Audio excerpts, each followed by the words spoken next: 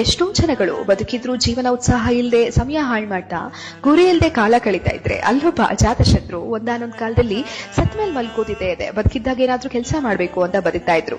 ಅದಕ್ಕೆ ಅವರು ಕನ್ನಡಿಗರ ಮನಸ್ಸಲ್ಲಿ, ಅದ್ರಲ್ಲೂ ಕೂಡ ಈಗಿನ ಪೀಳಿಗೆಗೂ ಕೂಡ ಅವರ ಪಕ್ಷ ಇಲ್ಲದೆ ಇದ್ರು, ಅವರ ಸಿನಿಮಾವನ್ನ ಥಿಯೇಟರ್ ಅಲ್ಲಿ ನೋಡದೇ ಇದ್ರು, ವಿಸಿಲ್ ಹೊಡಿದೇ ಇದ್ರು ಶಂಕರಣ್ಣನ ಅಭಿಮಾನಿ ಆಗಿರೋದು. ಹೌದು, ಇವತ್ತು ನಾವು ಮಾತಾಡ್ತಿರೋದು ಕನ್ನಡಿಗರ ಪ್ರೀತಿಯ ನಾಗರಕಟ್ಟೆ ಶಂಕರ್ ನಾಗ್ ಅವರ ಬಗ್ಗೆ. ನವೆಂಬರ್ 9, 1954ರಲ್ಲಿ ಶಂಕರ್ ನಾಗ್ ಜನಿಸ್ತಾರೆ. ಆದ್ರೆ ಅವರು ಬದುಕಿದ್ದು ಕೇವಲ 36 ವರ್ಷ ಅಷ್ಟೇ.